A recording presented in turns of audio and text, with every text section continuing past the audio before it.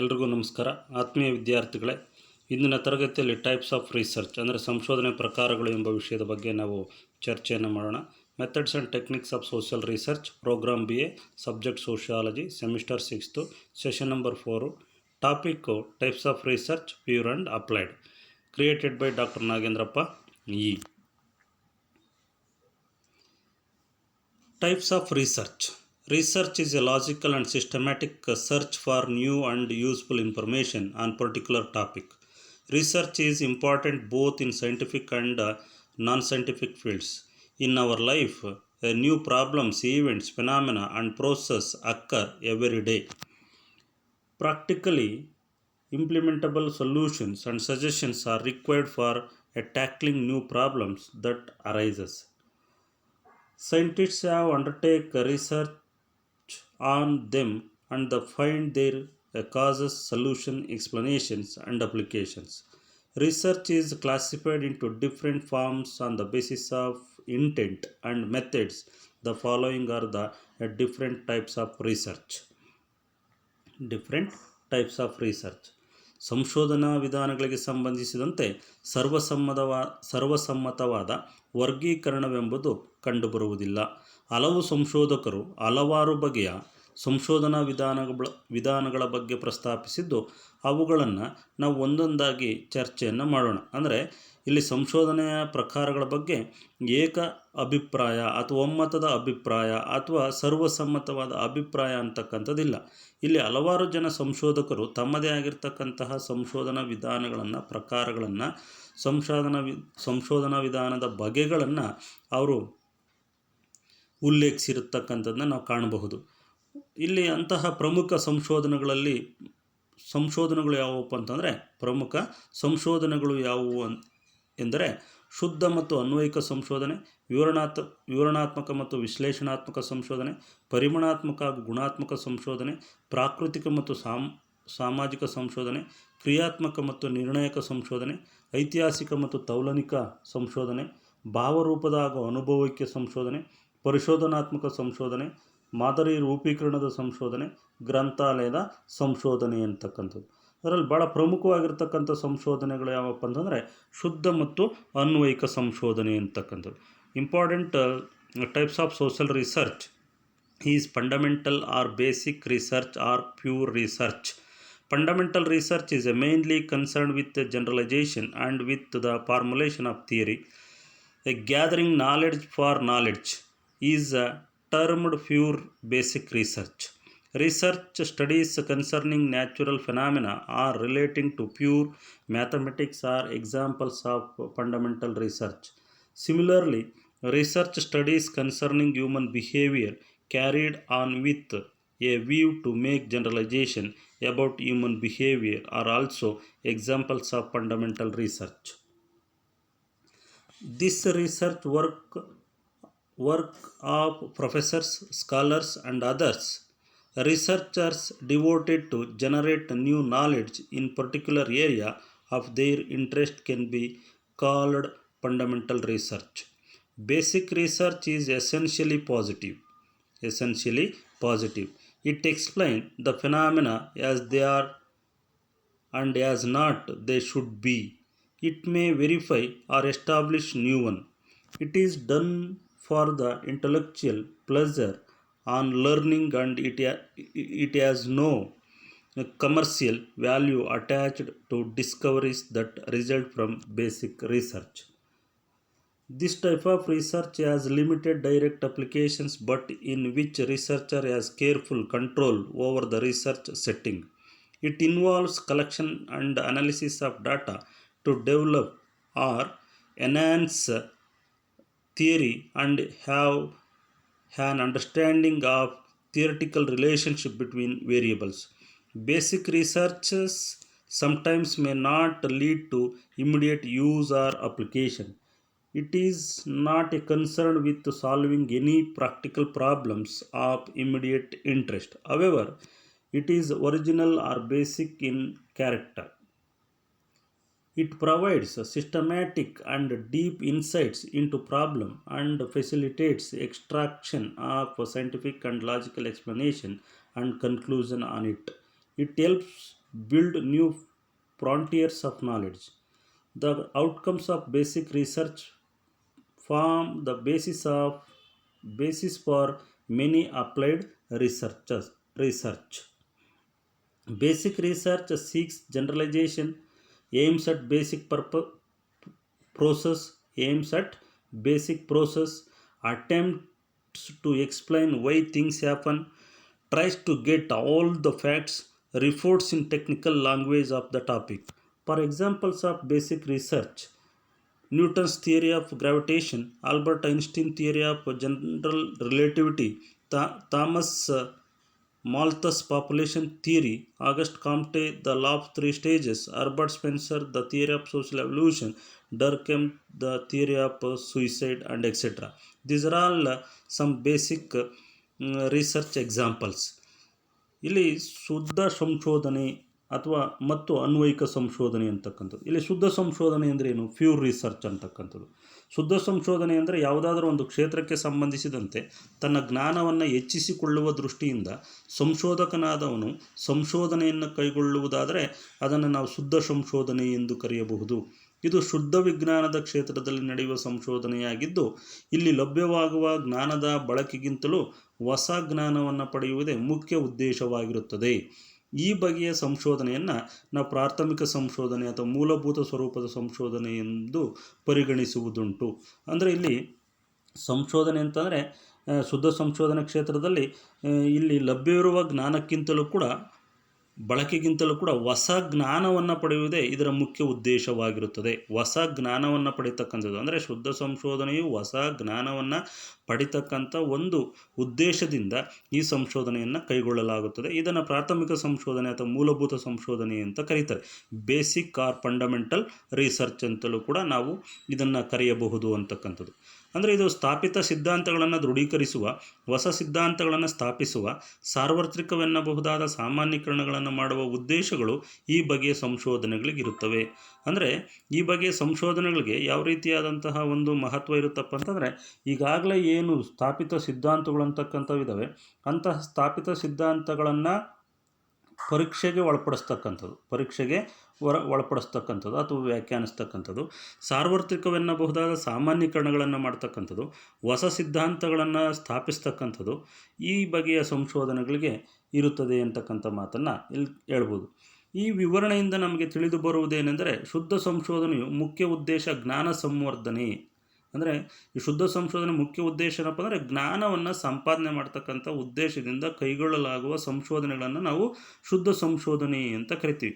ಅದಕ್ಕೆ ಹೇಳಿದ್ದು knowledge is for knowledge, ಜ್ಞಾನಕ್ಕಾಗಿ ಜ್ಞಾನ.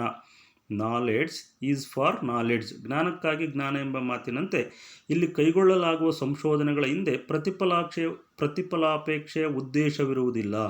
ಅಂದರೆ ಶುದ್ಧ ಸಂಶೋಧನೆಯಲ್ಲಿ ಕೈಗೊಳ್ಳತಕ್ಕಂಥ ಸಂಶೋಧನೆಗಳಿಂದ ಯಾವುದೇ ಪ್ರತಿಫಲ ಅಪೇಕ್ಷೆಯನ್ನು ಪಡೆದೇ ಜ್ಞಾನವನ್ನು ಪಡೆದುಕೊಳ್ಳುವ ಒಂದು ಉದ್ದೇಶದಿಂದ ಇಲ್ಲಿ ಸಂಶೋಧನೆಯನ್ನು ಕೈಗೊಳ್ಳಲಾಗುತ್ತದೆ. ಇಂಥ ಸಂಶೋಧನೆಗಳಿಗೆ ಉದಾಹರಣೆಗಳು ಯಾವಪ್ಪ ಅಂತಂದರೆ, ನ್ಯೂಟನನ ಗುರುತ್ವಾಕರ್ಷಣ ಸಿದ್ಧಾಂತ ಇರ್ಬೋದು, ಅಥವಾ ಐನ್ಸ್ಟೀನನ ಸಾಪೇಕ್ಷ ಸಿದ್ಧಾಂತ ಇರ್ಬೋದು, ಅಥವಾ ಥಾಮಸ್ ಮಾಲ್ಥಸ್ರವರ ಜನಸಂಖ್ಯಾ ಸಿದ್ಧಾಂತ ಇರ್ಬೋದು, ಅಥವಾ ಆಗಸ್ಟ್ ಕಾಮ್ಟೆಯವರ 3 ಸ್ಟೇಜಸ್ ಆಫ್ ಲಾ ಇರ್ಬೋದು, ಹರ್ಬರ್ಟ್ ಸ್ಪೆನ್ಸರ್ರವರ ಸಾಮಾಜಿಕ ವಿಕಾಸ ಸಿದ್ಧಾಂತ ಇರ್ಬೋದು, ಅಥವಾ ಡರ್ಕೆಮ್ರವರ ಶ್ರಮ ವಿಭಜನೆ ಸಿದ್ಧಾಂತ ಅಥವಾ ಆತ್ಮಹತ್ಯೆ ಸಿದ್ಧಾಂತ ಇರ್ಬೋದು ಅಂತಕ್ಕಂಥದ್ದು. ಅಂದರೆ ಇಲ್ಲಿ ಭೌತ ವಿಜ್ಞಾನಗಳಲ್ಲಿ ಯಾವ ರೀತಿ ಶುದ್ಧ ಸಂಶೋಧನೆಗಳು ನಡೀತವೋ ಅದೇ ರೀತಿ ಸಮಾಜ ವಿಜ್ಞಾನಗಳ ಕ್ಷೇತ್ರದಲ್ಲಿಯೂ ಕೂಡ ಶುದ್ಧ ಸಂಶೋಧನೆಗಳು ನಡೆದಿದ್ದಾವೆ ಅನ್ನೋದಕ್ಕೆ ಕಾಮ್ಟೆಯವರ ಒಂದು 3 ಹಂತಗಳ ಸೂತ್ರ ಸಿದ್ಧಾಂತ, ಸ್ಪೆನ್ಸರ್ ಅವರ ವಿಕಾಸ ಸಿದ್ಧಾಂತ ಮತ್ತು ಡರ್ಕೆಮ್ರವರ ಆತ್ಮಹತ್ಯೆ ಸಿದ್ಧಾಂತವನ್ನು, ವೆಬ್ಬರ್ ಅವರ ಧಾರ್ಮಿಕ ಸಿದ್ಧಾಂತವನ್ನು ಇತ್ಯಾದಿ ನಾವು ಉದಾಹರಣೆಗಳನ್ನು ಕೊಡ್ಬೋದು ಅಂತಕ್ಕಂಥದ್ದು. ಅಂದರೆ ಇವುಗಳನ್ನು ಮಾನವನ ಜ್ಞಾನ ದಿಗಂತದ ವಿಸ್ತರಣೆಯ ದೃಷ್ಟಿಯಿಂದ ಸಂಶೋಧನೆಗಳ ಮೂಲಕ ಸ್ಥಾಪಿಸಲಾಗಿತ್ತು ಅಂತಕ್ಕಂಥ ಮಾತನ್ನು ಹೇಳ್ತಾರೆ. ಅಂದರೆ ಇಲ್ಲಿ ಮಾನವನ ಜ್ಞಾನ ದಿಗಂತದ ವಿಸ್ತರಣೆ ದೃಷ್ಟಿಯಿಂದ, ಅಂದರೆ ಜ್ಞಾನ ದಿಗಂತ ಅಂತಂದರೆ ಜ್ಞಾನವನ್ನು ಹೆಚ್ಚಿಸ್ಕೊಳ್ತಕ್ಕಂಥ ಉದ್ದೇಶದಿಂದ ಈ ಸಂಶೋಧನೆಗಳ ಮೂಲಕ ಈ ಸಿದ್ಧಾಂತಗಳನ್ನು ಸ್ಥಾಪಿಸಲಾಗಿತ್ತು ಅಂತಕ್ಕಂಥದ್ದು ಶುದ್ಧ ಸಂಶೋಧನೆಯಲ್ಲಿ ಭಾಳ ಪ್ರಮುಖವಾಗಿ ನೆನಪಿಡಬೇಕಾಗಿರ್ತಕ್ಕಂಥ ಅಂಶಗಳು ಅಂತಂದರೆ, ಇದು ಜ್ಞಾನಕ್ಕಾಗಿ ನಡೀತಕ್ಕಂಥ ಒಂದು ಸಂಶೋಧನೆ. ಇದರಿಂದ ತತ್ಕ್ಷಣಕ್ಕೆ ಯಾವುದೇ ಉಪಯುಕ್ತತೆ ಇರಲ್ಲ. ಯಾವುದರಿಂದ? ಶುದ್ಧ ಸಂಶೋಧನೆಯಿಂದ ಇದು ಯಾವುದೇ ವಾಣಿಜ್ಯಿಕ ಮಹತ್ವವನ್ನು ಹೊಂದಿರಲ್ಲ. ವಾಣಿಜ್ಯಿಕ ಮಹತ್ವವನ್ನು ಹೊಂದಿರಲ್ಲ. ಆದರೆ ಇಲ್ಲಿನ ಒಂದು ಪ್ರಮುಖ ಉದ್ದೇಶ ಏನಪ್ಪ ಅಂದರೆ ಇಲ್ಲಿ ಜ್ಞಾನವನ್ನು ಪಡಿಬೇಕು, ಹೊಸ ಸಿದ್ಧಾಂತಗಳನ್ನು ಹುಟ್ಟುಹಾಕಬೇಕು ಮತ್ತು ಈಗಾಗಲೇ ಇರ್ತಕ್ಕಂಥ ಸಿದ್ಧಾಂತಗಳನ್ನು ದೃಢೀಕರಣ ಮಾಡಬೇಕು. ಈಗಾಗಲೇ ಅಸ್ತಿತ್ವದಲ್ಲಿರ್ತಕ್ಕಂಥ ಹಳೆಯ ಸಿದ್ಧಾಂತಗಳನ್ನು ದೃಢೀಕರಣಗೊಳಿಸಬೇಕು ಅಂತಕ್ಕಂಥ ಉದ್ದೇಶದಿಂದ ಇಲ್ಲಿ ಸಂಶೋಧನೆಗಳನ್ನು ಕೈಗೊಳ್ತಾರೆ. ಇದನ್ನು ನಾವು ಶುದ್ಧ ಸಂಶೋಧನೆ ಅಂತೇಳಿ ಕರಿತೀವಿ. ಇನ್ನು ಎರಡನೇದಾಗಿ ಅಪ್ಲೈಡ್ ರಿಸರ್ಚ್ ಅಂತಕ್ಕಂಥದ್ದು, ಅನ್ವಯಿಕ ಸಂಶೋಧನೆ ಅಂತಕ್ಕಂಥದ್ದು. ಅಪ್ಲೈಡ್ ರಿಸರ್ಚ್ ಅಂದರೆ ಏನು ಅಂತಕ್ಕಂಥದ್ದು. Applied research is conducted in applied sciences. The main goal of applied research is not make a new theory or not acquire new knowledge.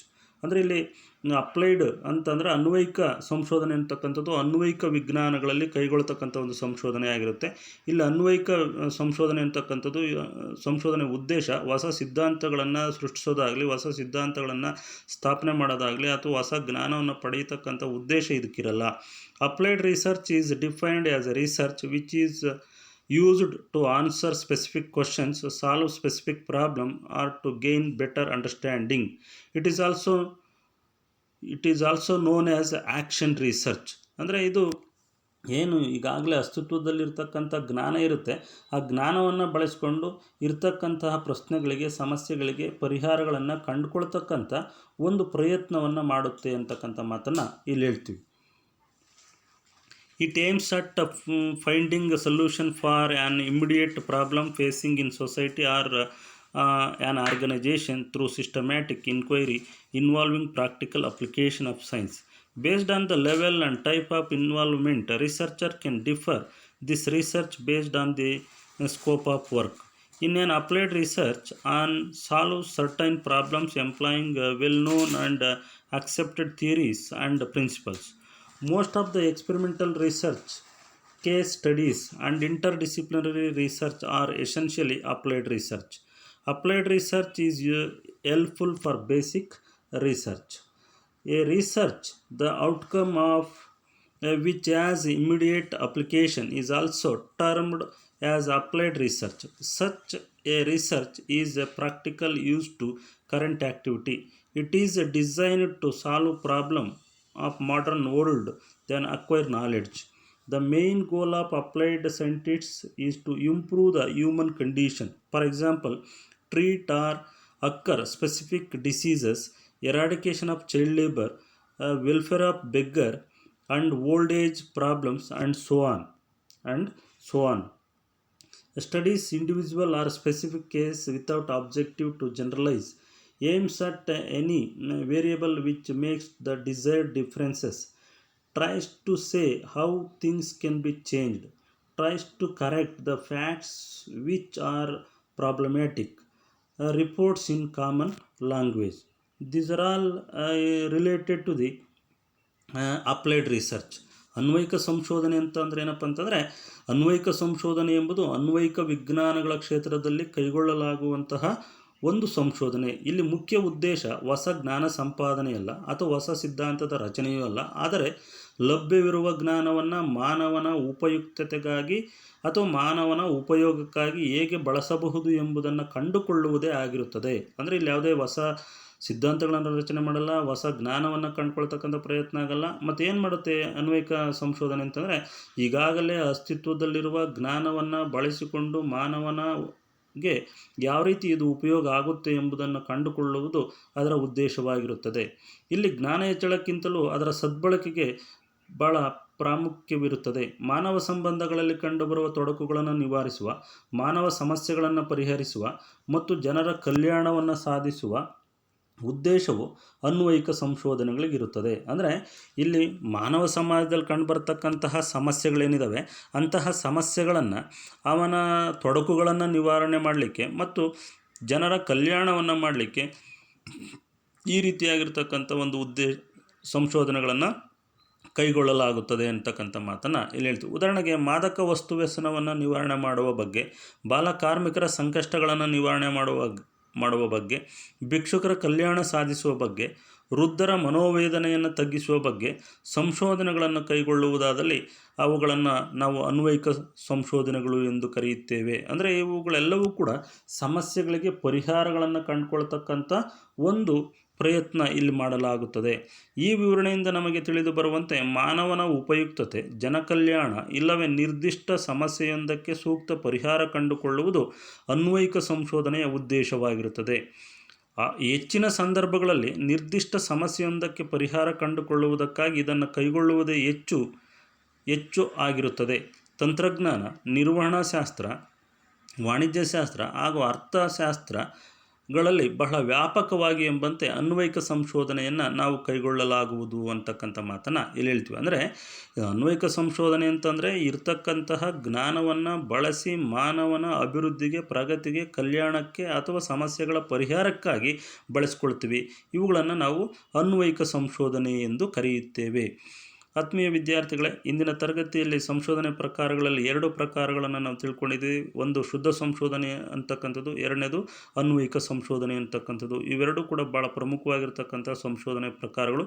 ಶುದ್ಧ ಸಂಶೋಧನೆ ಅಂತಂದರೆ ಜ್ಞಾನವನ್ನು ಹೆಚ್ಚಿಸ್ಕೊಳ್ತಕ್ಕಂಥದ್ದು, ಸಿದ್ಧಾಂತಗಳನ್ನು ರಚಿಸ್ಕೊಳ್ತಕ್ಕಂಥದ್ದು, ಹೊಸ ಜ್ಞಾನವನ್ನು ಕಂಡುಕೊಳ್ತಕ್ಕಂಥದ್ದು ಮತ್ತು ಹಳೆಯ ಸಿದ್ಧಾಂತಗಳನ್ನು ದೃಢೀಕರಿಸ್ತಕ್ಕಂಥ ಒಂದು ಉದ್ದೇಶಗಳನ್ನು ಇಟ್ಕೊಂಡಿದ್ರೆ ಅದೇ ಅನ್ವಯಿಕ ಸಂಶೋಧನೆ ಅಂತಕ್ಕಂಥದ್ದು. ಇರುವ ಜ್ಞಾನವನ್ನು ಮಾನವನ ಕಲ್ಯಾಣಕ್ಕಾಗಿ, ಮಾನವನ ಸಮಸ್ಯೆಗಳನ್ನು ಪರಿಹಾರ ಮಾಡಿಕೊಳ್ಳಿಕ್ಕಾಗಿ ಮತ್ತು ಮಾನವನ ತೊಡಕುಗಳನ್ನು ನಿವಾರಣೆ ಮಾಡಿಕೊಳ್ಳೋದಕ್ಕೋಸ್ಕರ ಬಳಸ್ತಕ್ಕಂಥ ಸಂಶೋಧನೆಗಳನ್ನು ನಾವೇನಂತ ಕರಿತೀವಿ, ಅನ್ವಯಿಕ ಸಂಶೋಧನೆಗಳು ಅಂತೇಳಿ ಕರಿತೀವಿ. ಇದಿಷ್ಟು ಕೂಡ ಇಂದಿನ ತರಗತಿನಲ್ಲಿ ನಾನು ನಿಮಗೆ ತಿಳಿಸ್ತಕ್ಕಂಥ ವಿಚಾರಗಳು. ಎಲ್ರಿಗೂ ನಮಸ್ಕಾರ, ಧನ್ಯವಾದಗಳು.